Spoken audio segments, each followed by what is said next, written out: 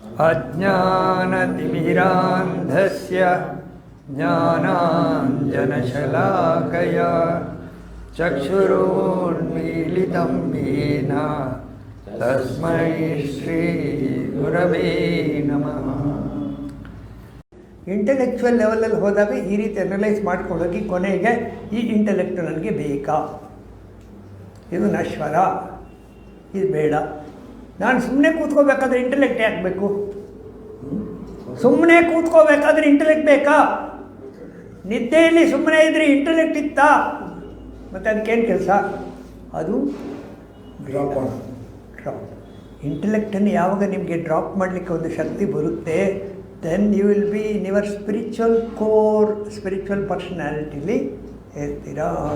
ಅಲ್ಲಿ ಒಂದು ಆನಂದ ಇರುತ್ತೆ ನಿಮಗೆ. ಇಂಟೆಲೆಕ್ಟು ಇಲ್ಲ, ಹೇಳ್ತಾ ಇದ್ದೆ, ಡಿಪೆಂಡೆನ್ಸಿ ಇಲ್ಲ. ಇಂಟೆಲೆಕ್ಟ್ ಇಲ್ಲ ಅಂದರೆ ಡಿಪೆಂಡೆನ್ಸಿ ಇಲ್ಲ. You are free. ಯಾರೋ ನಿಮ್ಮನ್ನು ನೋಡ್ಕೋತಾರೆ, ಯಾರೋ ನಿಮ್ಮ ಮೂಲಕ ಮಹತ್ತತ್ವ ಅದು ಇದು ಎಲ್ಲ ಫೋರ್ಸಸ್ ಎಲ್ಲ ಕೆಲಸ ಮಾಡಿದ್ರೆ ನೀವು ಆರಾಮಾಗಿರ್ತೀರ. ಹೇಗಿರ್ತೀರ ಅಂದರೆ ತಾಯಿಯ ಮಡಿಲಲ್ಲಿ ಮಗು ಇದ್ದಾಗಿರ್ತೀರ. ಎಲ್ಲ ನೋಡ್ಕೋತಾ ಇದ್ದಾಳೆ ಅವಳೇ, ನಾನೇನು ಮಾಡೋದು? ನಾನು ಖುಷಿಯಾಗಿರ್ತೀನಿ, ಹ್ಯಾಪಿಯಾಗಿರ್ತೀನಿ. ಹಾಲಲ್ಲಾದರೂ ಹಾಕು, ನೀರಲ್ಲಾದರೂ ಹಾಕು, ಹಾಲಲ್ಲಿ ಕೆನೆಯಾಗಿ ನೀರಲ್ಲಿ ಮೀನಾಗಿ ಹಾಯಾಗಿ ಇರುವೇ ರಾಘವೇ. ಹಾಯಾಗಿ ಇರೋದು ನನ್ನ ಕೆಲಸ. ಸೊ ನಾವು ಯಾಕೆ ಬಂದಿದ್ದೀವಿ ಸ್ಪಿರಿಚುವಲ್ಗೆ?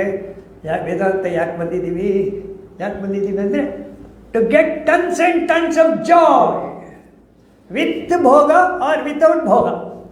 ಭೋಗ ಇರಲಿ, ಭೋಗ ಇಲ್ಲದೆ ಇರಲಿ, ನಮಗೆ ಜಾಯ್ ಬೇಕು, ಅನ್ಎಂಡಿಂಗ್ ಜಾಯ್ ಬೇಕು, ಎಟರ್ನಲ್ ಜಾಯ್. ಎಟರ್ನಲ್ ಜಾಯ್ ಯಾಕೆ ಬೇಕು?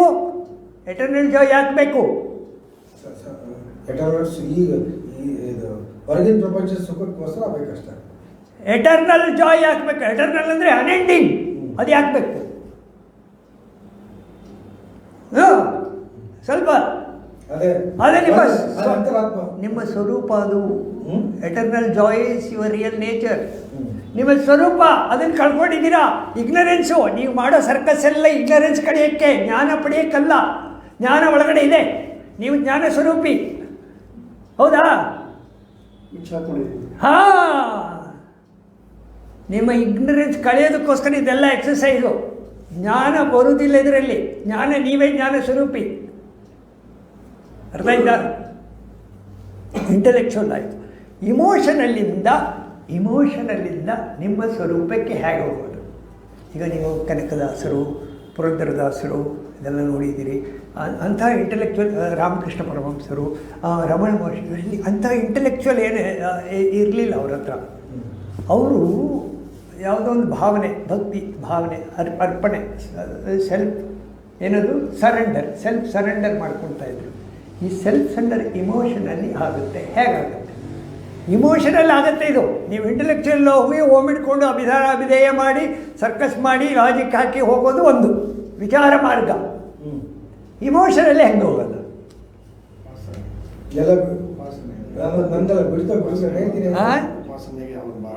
ಉಪಾಸನೆ ಮಾಡ್ತಾ ದೇವರನ್ನು ನಾವು ನಾನೇ ದೇವರು, ಸಾಲೋಕ್ಯ, ಸಾಮೀಪ್ಯ, ಸಾರೂಪ್ಯ, ಸಾಯುಜ್ಯ. ಒಂದು ಎಕ್ಸಾಂಪಲ್ ಕೊಡಿ. ಪುರಂದರದಾಸರು, ಕನಕದಾಸರು. ನಾನೊಂದು ಸಣ್ಣ ಇನ್ಸಿಡೆಂಟ್ ಕೊಡ್ತೀನಿ.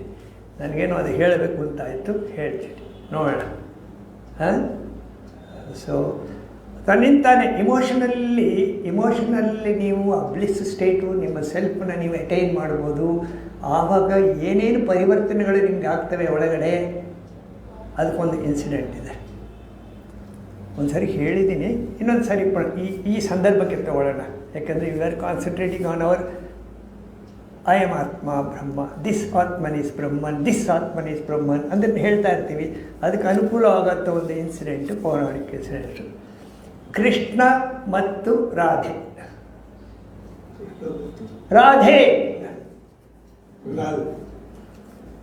ರಾಧೆ ಮತ್ತು ಕೃಷ್ಣ ಮತ್ತು ರಾಧೆ. ಏನಿದು? ಪರಮ ಪ್ರೇಮ, ಹೌದಾ? ಒಬ್ಬರನ್ನೊಬ್ಬರು ಬಿಟ್ಟಿರ್ತಾ ಇರಲಿಲ್ಲ. Is love. ಯಾವ ಥರದ ಪ್ರೇಮ? ಒಬ್ಬರನ್ನೊಬ್ಬರು ಬಿಟ್ಟಿರಲ್ಲ ನೋಡಿ. ನೀವು ಸಾಲೋಕ್ಯ, ಸಾರೂಪ್ಯ, ಸಾಮೀಪ್ಯ, ಸಾಯುಜ್ಯ ಎರಡೂ ಒಂದೇ, ಆಯಿತಾ? ಅಷ್ಟು ಅನ್ಯೋನ್ಯವಾಗಿದ್ದರು. ಎಲ್ಲಿ? ವೃಂದಾವನದಲ್ಲಿ. ಕೃಷ್ಣನಿಗೆ ಕರೆ ಬಂತು. ಎಲ್ಲಿಂದ? ಮಥುರಾನಗರದಿಂದ ಬಂತ. ಬರಬೇಕು ಬಿಲ್ಲಬ್ಬ, ಅಲ್ಲಿ ಕಂಸ ಕರೆದಿದ್ದಾನೆ, ಹೋಗಬೇಕು, ದೊಡ್ಡ ಕೆಲಸ ಇದೆ ನನಗೆ, ನಾನು ಹೋಗಬೇಕು. ಸರಿ, ಕೃಷ್ಣ ಬಂದು ಅವರೇನು ಇನ್ನೇನು ಮದುವೆ ಆಗಬೇಕು ಅನ್ನೋ ಒಂದು ಸ್ಥಿತಿಲಿದ್ದರು. ಅಷ್ಟು ಜೋಡಿ ಅಷ್ಟು ಚೆನ್ನಾಗಿದ್ದರು, ಆಯಿತಾ? ಸೊ ಹೇಳಿದೆ, ನಾನು ಹೋಗ್ತಾ ಇದ್ದೀನಿ, ಹೋಗಿ ಬರ್ತೀನಿ, ಆಮೇಲೆ ಮದುವೆ ಆಗೋಣ. ಮಥುರಾನಗರಕ್ಕೆ ಹೋಗಿ ಬರ್ತೀನಿ, ಆಮೇಲೆ ಮದುವೆ ಆಗೋಣ. ಇವಳಿದ್ದು ಹೋಗಿ ಕಂಸ ವಧೆ ಆಯಿತು, ಪಟ್ಟಾಭಿಷೇಕ ಆಯಿತು. ಜೈಲಲ್ಲಿರೋಂಥದ್ದು ಕೂರಿಸ್ಬಿಟ್ಟು ವಾಪಸ್ ಬಂದ ಕೃಷ್ಣ. ವಾಪಸ್ ಬಂದುಬಿಟ್ಟು ರಾಧೆ ಹತ್ರ, ರಾಧೆ ನಾವು ಮದುವೆ ಆಗೋಣ ಕೇಳಿದ. ಇಲ್ಲ ಇಲ್ಲ, ನಾವು ಕೃಷ್ಣ, ನಾನು ಪ್ರೀತಿ ಮಾಡಿದ ಕೃಷ್ಣ ಗೊಲ್ಲ. ನಾನು ಒಬ್ಬಳು ಗೋಪಿ, ನಾನೇನು ಓದಿಲ್ಲ, ನನಗೆ ಓದು ಬರಲ್ಲ. ನೀನೀಗ ದೊಡ್ಡ ಚಕ್ರವರ್ತಿ, ರಾಜರನ್ನು ಮಾಡ್ತೀಯ ನೀನು. ನಿನಗೆಲ್ಲ ಹೇಗೆ ಸಲ್ಯೂಟ್ ಮಾಡ್ತಾರೆ, ಹೇಗೆ ಬೆಲೆ ಕೊಡ್ತಾರೆ ನನಗೆ ಗೊತ್ತಿಲ್ಲ. ನಾನು ಹಳ್ಳಿಯವಳು, ನಾನು ನಿನ್ನ ಮದುವೆ ಆಗಲಿಕ್ಕಾಗಲ್ಲ. ಆದರೆ ನೀನು ನನ್ನೊಳಗಡೆ ಇದೆಯಾ? ನಾವು ಮದುವೆ ಆಗಲಿಕ್ಕೆ ಸಾಧ್ಯ ಇಲ್ಲ, ಆದರೆ ನೀನು ನನ್ನೊಳಗಡೆ ಇದೆಯಾ? ಕೃಷ್ಣ ಅನ್ನೋ ಒಂದು ವ್ಯಕ್ತಿ ನನಗೆ ಬೇಡ. ನನಗೆ ಕೃಷ್ಣ ಬಂದಾಯಿತು ಒಳಗಡೆ, ಕೃಷ್ಣ ಬಂದಾಯಿತು, ಇನ್ನು ಅಗತ್ಯ ಇಲ್ಲ. ಕೃಷ್ಣನ ಅಗತ್ಯ, ಸಾಕ್ಷಾತ್ ಕೃಷ್ಣ ಎದುರುಗಡೆ ಬಂದರೆ ಅವನ ಅಗತ್ಯ ಇಲ್ಲ ಅನ್ನಬೇಕಾದ್ರೆ ಯಾವ ಮಟ್ಟಕ್ಕೆ ಆ ಸೋಲು ಹೋಗಿರಬೇಕು? ನೀವು ಓಂ ತಗೊಂಡು ಡ್ರಾಪ್ ಮಾಡೋದು ಇದೆ, ಓಮ್ನ ಸಾಫನ್ ಮಾಡಿ ಹೋಗ್ತಿರಲ್ಲ, ಅದು ಇದೆ. ಅಲ್ಲಿ ಹೋಗ್ಬೇಕು ನೀವು. ಸಾಧ್ಯ ಇದೆಯಾ? ಅದು ನೆನೆಸ್ಕೊಳ್ಳಿ. ರಾಧೆ ಕೃಷ್ಣನ ನೆನೆಸ್ಕೊಳ್ಳಿ, ಇದು ಆಗುತ್ತೆ. ನಿನ್ನ ನಾಮದ ಬಲ ಹೊಂದಿದ್ದರೆ ಸಾಕು ಅಷ್ಟೇ. ಸೊ ಅದೊಂದು ಇಟ್ಕೊಂಡು ಹೋಗ್ಬೋದು. ಸೊ ನಾವು ಮಾಡುವ ಎಲ್ಲ ಭಕ್ತಿ, ದೇವರು, ಅದು ಓಂ ಆಗಲಿ, ವಿಗ್ರಹ ಆಗಲಿ, ಏನಾಗಲಿ, ಅದಕ್ಕೆಲ್ಲದಕ್ಕೂ ಒಂದು ಕೊನೆ ಇದೆ. ಅಲ್ಲೇ ಅಟ್ಯಾಚ್ ಮಾಡಿಕೊಂಡು ಇರಬಾರ್ದು. ಚಿನ್ಮಯಾನಂದರು ಒಂದು ಕಡೆ ಹೇಳ್ತಾರೆ, the real guru is one who takes his disciple to such a level where the disciple needs no guru. ಗುರುವೇ ಬೇಡ ಅನ್ನೋ ಸ್ಥಿತಿಗೆ ಆ ಶಿಷ್ಯ ಹೋಗಬೇಕು. ಅವನು ರಿಯಲ್ ಗುರು. ಆ ಥರ ಶಿಷ್ಯನ ತಯಾರು ಮಾಡೋನು ರಿಯಲ್ ಗುರು.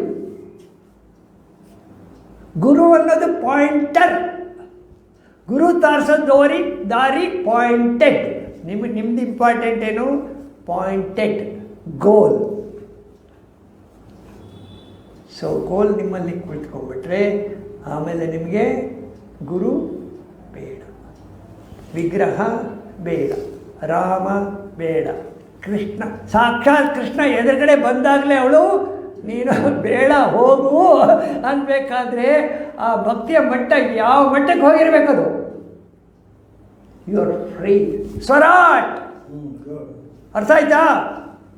ಯಾರ ಅಗತ್ಯನೂ ಇಲ್ಲ, ಯಾರ ಡಿಪೆಂಡೆನ್ಸಿನೂ ಇಲ್ಲ ನಿಮಗೆ. You are ever free. ನಿತ್ಯ ಶುದ್ಧ ಬುದ್ಧ ಚೈತನ್ಯ. ಯಾರು? ನೀವೇ. ನಿಮ್ಗೆ ಯಾಕೆ ಡಿಪೆಂಡೆನ್ಸಿ?